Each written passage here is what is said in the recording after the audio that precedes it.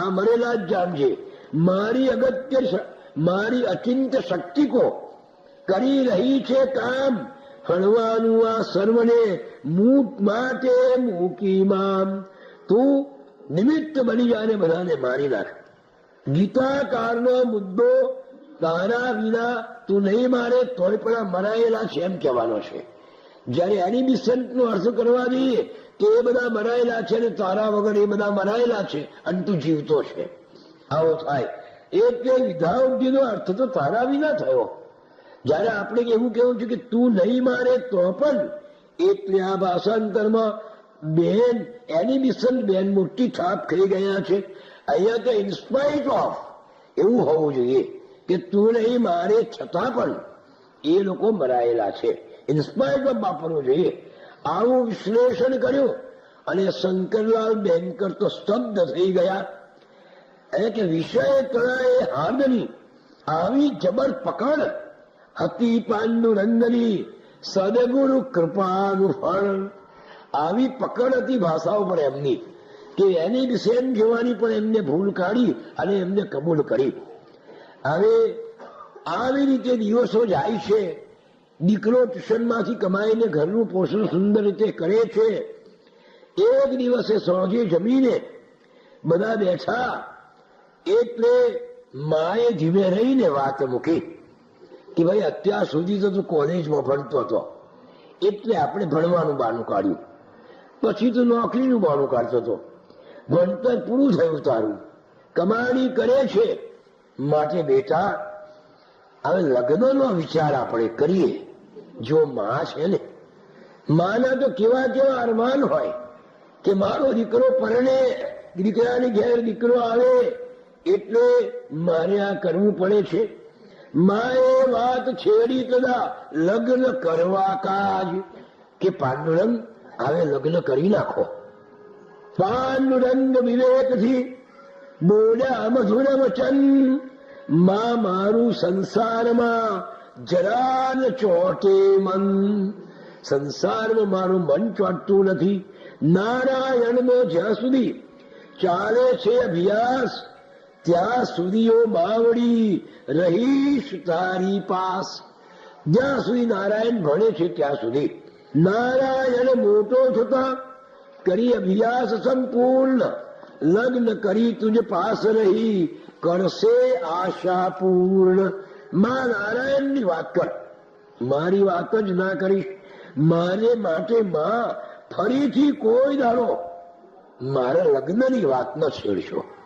મારી ચૂપ થઈ ગયા. હૈયે દુઃખ અપાર, અરે રે મારો પુત્ર શું નહીં મોડે સંસાર. આ માજીના અંતરને દુઃખ થયું કે શું આનો છોકરો સંસાર નહીં મળે. માજીનું દુઃખ જોઈને નાનકડા આ પાંડુરંગે આખો વાતનો પ્રવાહ બદલી નાખ્યો અને થોડી વાર બધાને આનંદ માણ્યા. દિવસો વહી ગયા પણ માને તો આ દુઃખ થાય છે કે શું મારા છોકરાને એની કુંડળીમાં લગ્નના યોગ નથી, એનું લગ્ન નહીં થાય. માં સતત વિચાર કર્યા કરે છે.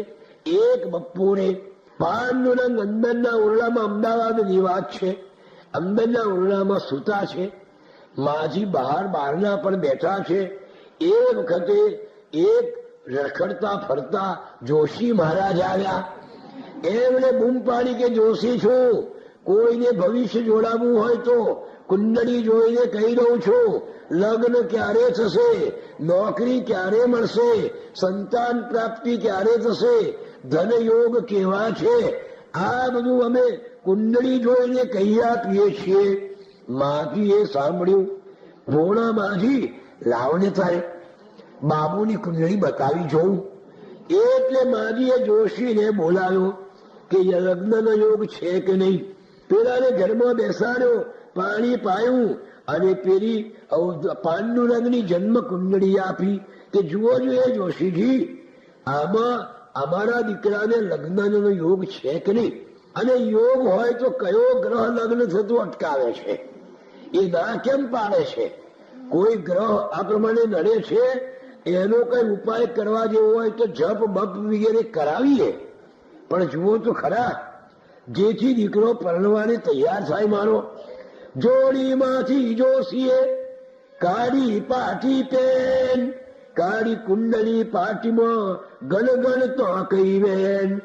વેઢા આંગળી ઓટના ગણતા વારંવાર, ટક ટક શબ્દે અંક કઈ લખે પાટી મોજાર. ગળીમાં આંખ ઝીણી કરે, ગળીમાં આંખ પહોળી કરે, મુખપરના ભાવ બદલાય. આ બધું જોઈને માજીના અંતરમાં હલોવાય કે આ શું હશે, આ જોશી કેમ જોતો નથી અને કેમ આવું કર્યા કરે છે.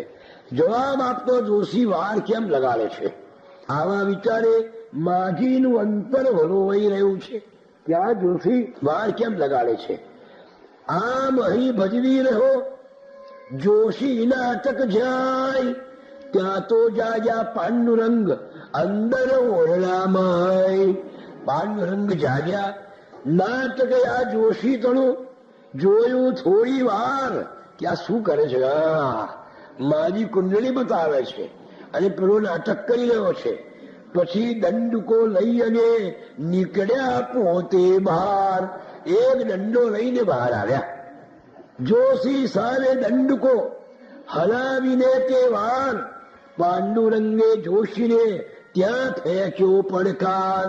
એ જોશી મૂકો તમારી કુંડળી, જોશી પાટી પર આ સલેટમાં તારી કુંડળી મૂક જોશી. કરી ગણતરી કહે મને ફળતેનું સત્વર, કે વીજા તો આ દંડકો આપના શરીર પર પડશે કે આ નહીં પડે, કહી દો સત્વર. જોશી તારી કુંડળી મૂક અને આ દંડો બોલ, તારા બરડા ઉપર પડશે કે નહીં પડે એ તું કહી આપ. એ તપાવેલા તામ્રશો જોતો ચહેરો લાલ, ધાર્યું જોશી એ મર્યા થાશે બુરા હાલ.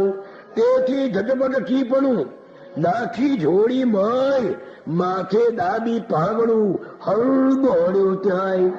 ઝટપટ નીકળ્યો બહાર ને ખાસણા લઈ સત્વર, ઉભી પૂછડીએ જોશીનો થયો રફુ ચક્કર. બિચારો નાસી જ ગયો. માવીએ જોયું, માવી એકદમ છે બાબુ ત્યાં જોશીને કેમ નડ્યો, કેમ કાઢી મૂક્યો, શા માટે ધમકાયો દંડો લઈને. એ બિચારાને મેં બોલાવ્યો હતો, મારા બોલાવાથી આવ્યો છે. એ બ્રાહ્મણમાં શું વાંક હતો. એટલે પાંડુરંગે કહ્યું, માં તમે બહુ ભોળા છો, આ લોકો તમારા ભોળપણનો લાભ ઉઠાવે છે અને તમને છેતરે છે. એ જોશી તો ઢોંગી હતો અને તમને પૈસા જીતવા માટે આવ્યો હતો, માટે એ જુઠ્ઠી કુંડળી કરી હતી. પણ એક વાત કહું માજી, હવે કોઈ દિવસ તમે ભવિષ્ય જોડાવાનો પ્રયત્ન કરશો ના. જે થવાનું છે એ થવાનું જ છે. મારા લગ્નની તમે જરાય ચિંતા કરશો ના. માટે માજી મારા લગ્ન થવાના નથી. આ ક્ષણભંગુર સંસારનો મને જરાય પ્રેમ નથી. માટે લગ્નનો વિચાર નહીં કરવાનો અને ભવિષ્ય કોઈ દાડો નહીં જોડાવાનું. ભગવાને ભવિષ્યને અંધારામાં કેમ રાખ્યું છે? ભગવાને આવા લીટા શું કરવા પાડ્યા આડા ઉભા? જે એમને કરવું હોત તો ચાર જ વસ્તુ જોવાની હતી ખાસ. આપણે તો ગુજરાતીમાં ચોખ્ખા શબ્દોમાં ના લખી દે કે તું ભાઈ આટલા વર્ષે લગી ભણીશ, આટલા વર્ષે તને નોકરી મળશે, આટલા વખતે લગ્ન થશે, આટલા વખતે આટલા બાળકો થશે અને આટલા વખતે તારું મૃત્યુ થશે. આથી બીજું શું જોઈએ આપણે? જો ભગવાનને ઈચ્છા હોત તો આવા રેખાઓ પાડી છે, એના બદલે ગુજરાતી ભાષામાં ચોખ્ખું જ ના લખી દે કે 22 વર્ષે લગ્ન, 25 વર્ષે નોકરી, 40 વર્ષે બાળકો, 60 વર્ષે મોત. શું વાંધો હતો ભાઈ? પણ ભગવાને ભવિષ્ય અંધારામાં કેમ રાખ્યું છે? આપણે બધા આજે અહીંયા આનંદથી કેમ બેઠા છે? આવતીકાલે શું થવાનું છે એ આપણે જાણતા નથી. માટે જો ભવિષ્ય જાણતા હોય તો જીવન જીવવાનો આનંદ જ ના આવે. નાટકને પડદો જ ના હોય તે પડદા વગરના નાટક જોવાને શું આનંદ આવે? પણ આપણે નાટકને પડદો હવે શું આવશે, હવે શું આવશે, હવે શું આવશે એમ ઇંતજારી હે. અને જે આનંદ ઇંતેજારીમાં છે ને એ પ્રાપ્તિમાં નથી. પ્રાપ્તિ ન થાય ત્યાં સુધી ઇંતેજારી રહે, અને ઇંતેજારી રહે ત્યાં સુધી આનંદ રહે. તો શ્રીખંડ જમવાનો છે, હા આજે શ્રીખંડપુરી છે, આજે શ્રીખંડપુરી છે, આખો દાડો આનંદ રહે. પણ શ્રીખંડ જમ્યા પછી બધું તેનું તે પાછું આનંદ જતો રહે. એટલે જે આનંદ આપણે ઇંતેજારીમાં છે એ આનંદ પ્રાપ્તિમાં નથી. હા, સાચો આનંદ તો ઇંતેજારીમાં છે. ચાલો, હવે બાપજીએ કહ્યું કે એટલા માટે ભગવાને ભવિષ્યને અંધારામાં રાખ્યું છે. માં જે થવાનું છે એ થવાનું જ છે. ના સતો વિદ્યતે ભાવો, ના ભાવો વિદ્યતે સતઃ. જે નથી થવાનું એ નથી જ થવાનું. પછી હાથ બતાડીને, કુંડલીઓ બતાવીને ભવિષ્ય જાણવાની શા માટે વૃત્તિ રાખો છો? મારે ભવિષ્ય જાણવાની બહુ ઈચ્છા નહીં રાખવી. કોઈ કહી દે કે આવું થશે તો આપણે ચિંતા કર્યા કરીએ. બાપજી કહેતા કે ભાઈ એ તો ઘણી વાર ગમત કરતા કે જો મારા હાથમાં સત્તા આવી જાય તો પહેલા તો આ જેટલા જોશીઓને પાટ્ય લટકાયા છે બધા બંધ કરાવી દો કે છો. આવું જ કે અત્યંત કે આ બધા ખોટું જ લોકોને વળગાડે છે. અને તમને પેલો જોશી એમ કે તારા નસીબમાં પૈસા બહુ છે એમ, એટલે આપણે આળસુ થઈ જઈએ.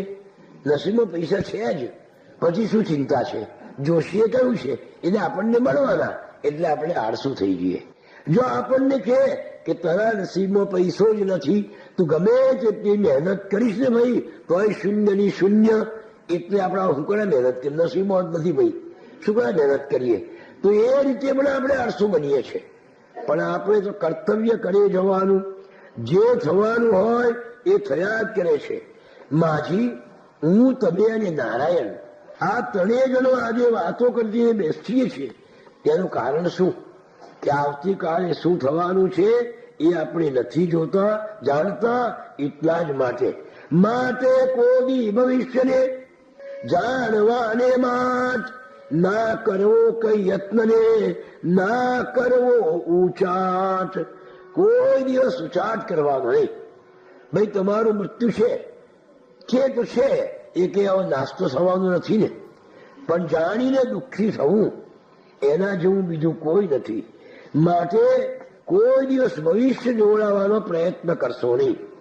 ગુરુ મહારાજે વાત સમજાવી કે માજી ભવિષ્યની ચિંતા કર્યા સિવાય તમારે તો વર્તમાનમાં કામ કર્યા જવાનું છે.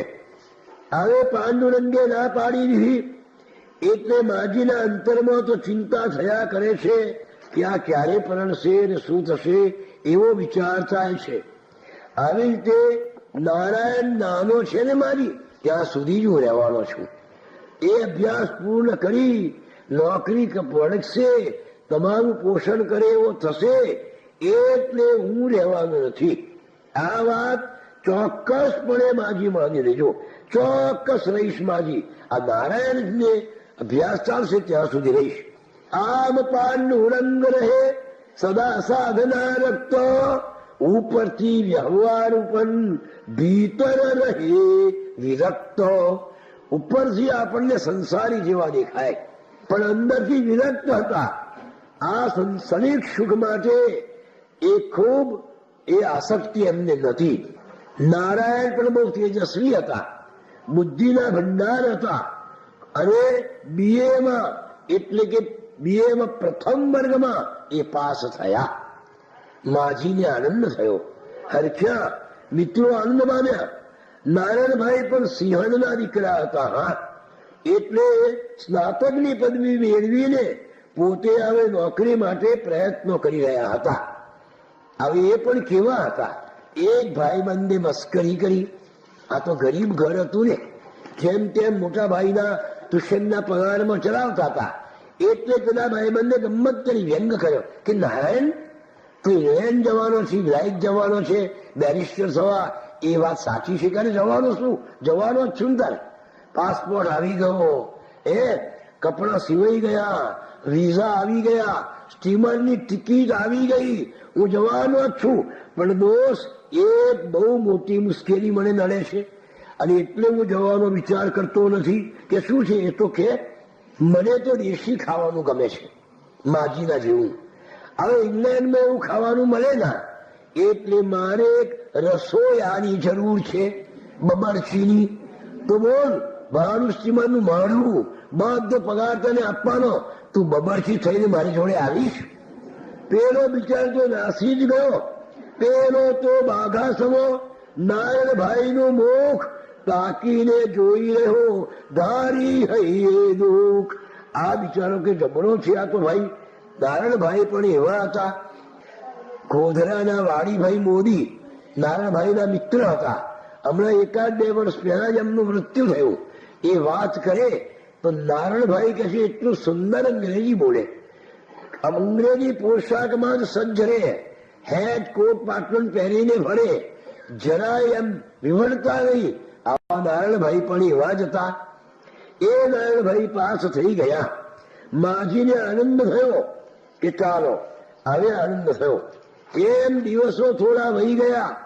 એટલામાં પાંડુરંગના શરીરમાં કોણ જાણે કેમ ક્યાંથી વ્યાધિ આવી ગયો. તબિયત લથડી એ કરી અને પડ્યા પથારીમાં. ડાક્ટર વૈદ્ય તળી દવા કરે અસર ના ક્યાંય.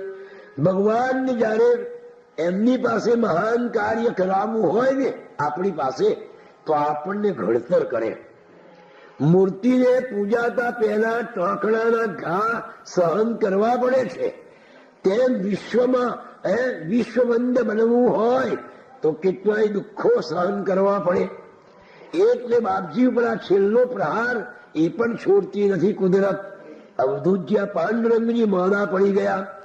ભાઈ અને મા ખડે પગે સેવા કરે, જપ જપાદી કરાવ્યા, અભિષેકો કરાવ્યા, પણ જરાય મચક મૂકતો નથી રોગ. જેમ જેમ સેવા કરે એમ રોગ વધતો જાય. શરીર દુબળું થઈ ગયું અને વધી અશક્તિ અપાર. ઉઠી બેસી ના શકે, થયો બંધ વ્યવહાર. સાવ અશક્ત શરીર બની ગયું. આંખો ખૂબ ઉડી ગઈ અને ક્ષીણ થયો અવાજ. આંખો ઉડી જતી રહી, અવાજ પણ ધીમો થઈ ગયો. હલન ચલન કરી ના શકે અને ધીમો ચાલે શ્વાસ. શ્વાસોશ્વાસ પણ ધીમા પડી ગયા. દીકરાની દશા જોઈને મા રૂકમાંબા છાનું છાનું રુદન કરી રહ્યા છે. ખાવું પીવું છોડીને સદા પથારી પાસ બેસીને રડતા રડે પ્રાર્થે શ્રી અવિનાશ. અને ભગવાનની પ્રાર્થના રૂકમાંબા કર્યા કરે છે. પ્રભુ કયા અપરાધનો મુજને દો છો દંડ, ક્ષમા કરો અપરાધને અને ઉઠાડો પાંડુરંગ. ભગવાન મારો કયું પાપ છે કે આ દીકરો આટલો બધો મોદો પડ્યો? પાર સવો મુજ દીકરો આજે એતરના તુલ થઈ પડ્યો પથારીએ. પ્રભુ કઈ મુજ ભૂલ. ભગવાનને કઈ ભૂલ કરી છે કે મારા દીકરાને આવી માંદગી આપી? અગાધ આ સંસારમાં કરી અમને અનાથ. પતિ ગયા નિજ ધામમાં ત્યારે પંઢરીનાથ. ભગવાન પંઢરીનાથને કહેવા લાગ્યા કે જાણે મારા પતિ મરણ પામ્યા ત્યારે ભગવાન તમે આવીને મારો હાથ જાલ્યો હતો અને મારી અનાથ અબળાને તમે સનાત બનાવી હતી. આપના કહેવાથી બે યત્ન કરીને આ દીકરાઓને મેં ઉછેર્યા, સંસ્કાર આપ્યા, ભણાવ્યા, ગણાવ્યા, પેટે પાટા બાંધીને જાણ્યા કરી જતન. પતિની મોગી મૂડિયા મુજ આંખ તણા રતન. આ તો મારી આંખનું રતન છે, મુજે અબળાની આંખનું. આ છે મોગું રતન. ના જોતવીશ તું હે પ્રભુ, થઈશું નેત્રવિહીન. ભગવાન મારી આંખના રતનને ના જોતવી લઈશ. છેલ્લો શ્વાસ છે મારા પાંડુરંગને. હે ભગવાન, તારે મારું આયુષ્ય જોઈતું હોય એ લઈ લે. મેં જે કઈ વ્રત કર્યા છે, જે કઈ તપ કર્યા છે, એ બધાનું પુણ્ય મારા પાંડુરંગને આપી દે. જીવાન મારા લાલને જે જોઈએ તે લે. ઓ ભગવાન, તારે જે જોઈએ તે લઈ લે, પણ અમારા દીકરાને પથારીમાંથી જાગૃત કર. જળ પથ્થર પણ પીગળે, સુરી માનું રુદન, માનું રડવું સાંભળીને પથ્થર પણ પીગળી જાય. તો આ તો ભગવાન છે. કેમ દ્રવે નામન, તો ભગવાન કેમ ના દ્રવે? માજી જે આ પ્રમાણે પ્રાર્થના કરતી હતી તે વખતે પથારીમાં પડ્યા નાનકડા સાવ રોગિષ્ઠ એવા પાંડુરંગ મનમાં વિચાર કરી રહ્યા હતા કે મેં જન્મ મનુષ્યનો અવતાર મેળવીને મેં શું કર્યું, મેં શું મેળવ્યું? આગળ આવી ગયું કે મનુષ્ય જન્મ એ તો મોક્ષનો દ્વાર છે. જો આ જન્મ આપણે વેડફી નાખીશું તો 84 લાખ ફેરા ફરી અવતારો લેવા પડશે. તો એ મેં શું કર્યું? એ લખાણો લખ્યા, લેખો લખ્યા, ભાષણો કર્યા, આ બધું કર્યું એથી શું મળ્યું? આ બધું જ ખોટું છે. અવધૂતજી વિચાર કરે છે કે આ શરીરની આપણે ગમે તેટલી નિંદા કરીશું કે આ તો મળમૂત્ર ભરેલું છે, વિષ્ટા ભરેલું છે. શરીર એવું યંત્ર છે કે અત્યારે શિખંડપુરી જમીએ, મિષ્ટાન ઘી સાકરના ભોજન જમીએ, એ ભોજનને આવતીકાલે વિષ્ટા બનાવી દે છે. બીજા યંત્ર તો તેલને શુદ્ધ કરે, પાણીને શુદ્ધ કરે, બીજા યંત્રો તો શુદ્ધિકરણ કરનારા છે.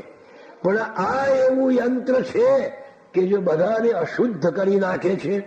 સુંદર ઘી સાકર જમ્યા હોઈએ પણ બીજે દાડે એ વિષ્ટા બનાવી દે છે. એવું વિચિત્ર આ યંત્ર છે. એ યંત્રનો શું છે? ગળપણ આવી જશે પછી ભગવાનનું ભજન સી રીતે થશે? પેલા ભીષ્મ પિતાની માફક પ્રાર્થના કરવા લાગ્યા કે ભાઈ મેં કશું કર્યું ના, આ શરીરની ગમે એટલી નિંદા કરીશું છતાંય માનવ શરીર વડે જ આપણે મોક્ષ મેળવવાના છે. માટે એ શરીરને સુદૃઢ રાખવું જોઈએ.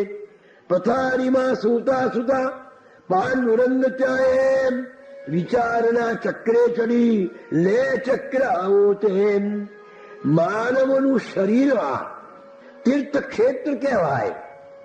અન્ય ક્ષેત્રના પાપ જે તીર્થ ક્ષેત્રે ધોવાય, આ વાત આપણે આગળ થઈ ગઈ છે કે અન્ય ક્ષેત્રે કૃતમ પાપમ તીર્થ ક્ષેત્રે વિનશ્યતિ. તીર્થ ક્ષેત્રે કૃતમ પાપમ વજ્રલેપો ભવિષ્યતિ. ક્ષેત્ર એટલે શરીર. બીજા શરીરોમાં કરેલા પાપ, કારણ કે બીજા શરીરોમાં ભગવાને માનવના જેવો વિવેક આપ્યો નથી એટલે પાપ કરી દે. તો એ પાપો માનવનું શરીર એટલે તીર્થ ક્ષેત્ર. તીરથ કહા જાના મેરે ભાઈ. બાપજીએ પણ ગાયું છે, ઘટીમાં ગંગા, ઘટમાં જમના અને ઘટમાં સરસ્વતી માઈ. તીરથ કહા જાના મેરે ભાઈ. આ શરીર એ જ તીર્થ ક્ષેત્ર છે. કાશી ક્ષેત્રમ શરીરમ જનની જઠરે વ્યાપિની જ્ઞાન ગંગા. ભક્તિ શ્રદ્ધા ગયેયમ નિજ ગુરુચરણ ધ્યાન યોગ પ્રયાગ. સર્વમ તીર્થમ યદી વસસી દેહે અન્ય તીર્થમ કિમસ્તિ. શરીરમાં બધા જ તીર્થો છે, પછી બીજા તીર્થની શી જરૂર છે? ઘટ મેં ગંગા, ઘટમાં જમુના, ઘટ મેં સરસ્વતી માઈ. આ બધા શરીરમાં જ છે. ઉપરના બધા તીર્થો તો ખાલી કહેવાના છે. એટલે વિવેક દ્રષ્ટિથી આ મનુષ્ય અવતારને જો વેડફી નાખીએ તો એનો કોઈ એ નથી. અરે રે, મેં વેડફી નાખ્યો આ જન્મ. જો અવધૂતજી 22, 23, 24 વર્ષની જુવાન છોકરો આવો વિચાર કરી રહ્યા છે કે મેં જન્મીને શું કર્યું? છાપામાં લેખો લખ્યા, ચોપડીઓ લખી, એ ભાષણો કર્યા, રેટિયા કોચ્યા, દારૂ પર પિકેટિંગ કર્યું, એથી કઈ મને મળ્યું? મારા શરીરનું અથવા મારા આત્માનું કલ્યાણ એ તો મેં ના કર્યું ને. આવો મનમાં પસ્તાઈ રહ્યા છે. અંતકાળે આવી ગયો અને વ્રથા ગયો અવતાર.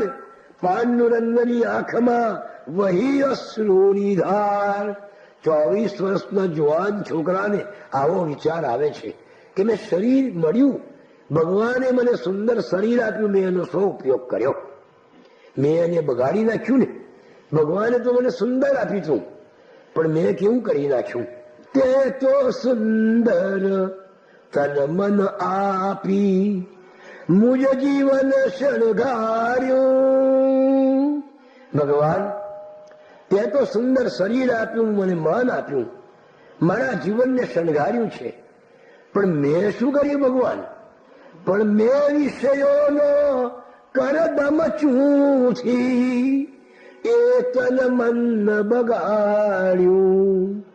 પણ વિષયનો કાદવ ચૂંટી ચૂંટીને એ તન અને મનને બગાડી નાખ્યા. માએ તો દીકરાને સરસ નવું જબલું પહેરાયું હતું, પણ દીકરાએ કાદવમાં પડીને ધૂળમાં રમીને જબલું મેલું કરી નાખ્યું. તેમ ભગવાન, તે તો મને સુંદર શરીર આપ્યું હતું, તે તો સુંદર તન મન આપી મુજ જીવન શણગાર્યું. પણ મેં વિષયોનો કરદમ ચૂથી એ તન મન બગાડ્યું. બગડેલા એ તન મનથી હું નાથ તને શેરી જાવું. હે અંતર યામી અવધૂત હું શું મોઢું બતલાવું. ભગવાન, કયું મોઢું લઈને તારી પાસે આવું? તે તો મને સુંદર આપ્યું હતું. ગંગા જમુના રેવા જળના નિર્મળ જળ તે વહાવ્યા. પણ મેં મારા મેરા કપડા ધોઈને એ પાણીને મલિન કરી નાખ્યા. ભગવાન, એ મેલા જળથી હું તારા પદનું પ્રક્ષાલન કેવી રીતે કરું? ભગવાન, મેં કેવું બગાડી નાખ્યું. જો અવધૂતજીને વિચાર આવે છે કે હવે અંતકાળ આવી ગયો, આંખે આંસુ ધારને દ્રવતે હૈયે તેમ પાન્નુએ સદગુરુ તરી કરી પ્રાર્થના. તેમ પોતાના ગુરુ મહારાજને સંભાળ્યા. અંત નજીક આવી ગયો છે. પાંડુરંગને લાગ્યું કે હવે આ જરાય પણ દેશ ટકવાનો નથી.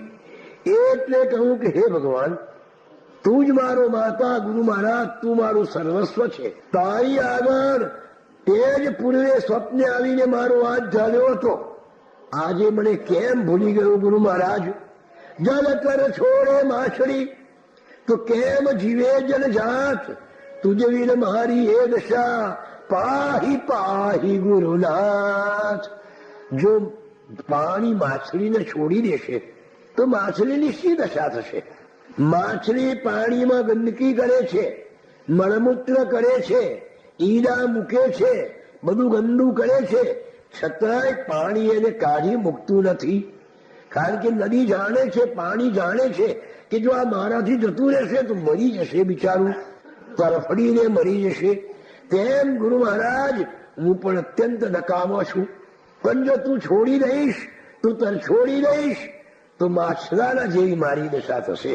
આવી પ્રાર્થના જ્યાં કરી પ્રાર્થના એ હવી નેત્ર ઉઘાડે જાય, જ્યાં જ્યાં અંગે અંગમાં સ્પંદન મધુરા ત્યાંય. જયારે અંગમાં સ્પંદન જાગે ત્યારે સમજી લેવું કે સદગુરુનો પ્રવેશ થયો છે, ભગવાનનો આવેશ આવ્યો છે. અકત્ત શાંતિ થઈ અને અગમ્ય કંપન થાય.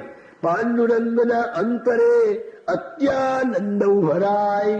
ગુરુ મહારાજ વારે આવ્યા, જાણે કોઈ એને આનંદાનંદમાં ડુબાડી દીધો એમ લાવે. આંખમાં જગારો આવ્યો, અંગમાં સ્ફૂર્તિ આવી ગઈ, અંગે અંગમાં રેલનછેલ થઈ ગઈ. ચિંતા ઉદાસ ભાવના લઈને પેલા ભાઈ અને મા બેસી રહ્યો હતો. માને લાગ્યું કે આ છેલ્લો ચાળો છે, હવે મારો પાંડુરંગ નહીં જીવી શકે. એટલે એકદમ પાંડુરંગ બોલ્યા, માજી ભાઈ, તમે બંને જણા બહાર જાઓ, આવે મને જરા થોડી વાર મને બહારના બંધ કરી દો, મને થોડી વાર એકાંત રહેવા દો. મારા ગુરુ મહારાજની સાથે મારે વાત કરવી છે. તમે કોઈ મારી ચિંતા કરશો નહીં. સદગુરુએ હાથ ઝાલીને મને જમના બારેથી પાછા લાવ્યા છે. માટે તમે બહાર જતા રહો જરા. પાંડુરંગની આ વાણી સાંભળી ભાઈ અને મા બહાર જતા રહ્યા.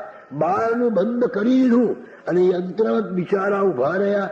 ત્યાં પથારીમાં પાંડુરંગ એકદમ બેઠા થઈ ગયા અને શું જોયું? અર્ધો મેલિત નેત્રથી સ્વામીજીની સાથ જાણે સામે ખડા રહ્યા સ્વામીજી સાક્ષાત. જાણે પોતાના ગુરુ મહારાજ પોતાની સામે ઉભા છે એવી રીતે વાત કરવા લાગ્યા. હાવે હું ને ઈવે દુર્લભ અવતાર પ્રભુ ભક્તિના કાર્યમાં લાગી જઈશ આવાર. સ્વામીજી, હવે મારા જીવનને હું વેડફું નહીં. આ સંસારનું કોઈ કામ નહીં. ઈશ્વર ભક્તિમાં પ્રભુના માર્ગમાં મારા શરીરને પરોવી દઈશ. ભગવાન, તમે એમના દ્વારેથી મને પાછા લાવ્યા છે તો આ મારું શરીર, મન, બુદ્ધિ, પ્રાણ પ્રભુના કાર્યમાં જ આવે વેડફીશ. બીજું કઈ કરો નહીં ભગવાન. બીમારીને કારણે મારામાં જે અશક્તિ આવી છે એ અશક્તિ જતી રહેશે અને શક્તિ આવશે એટલે જગતનું આલંબન છોડીને હું તમારા શરણે આવી જઈશ બાપજી. આવું ગુરુ મહારાજને વચન આપ્યું અને પછી પાંડુરંગ ઊંચેથી બોલ્યા. એ એમના અંગમાં એ થયું, આનંદ બાપની ઉછળવા લાગ્યો, શરીરમાં શક્તિ આવી ગઈ.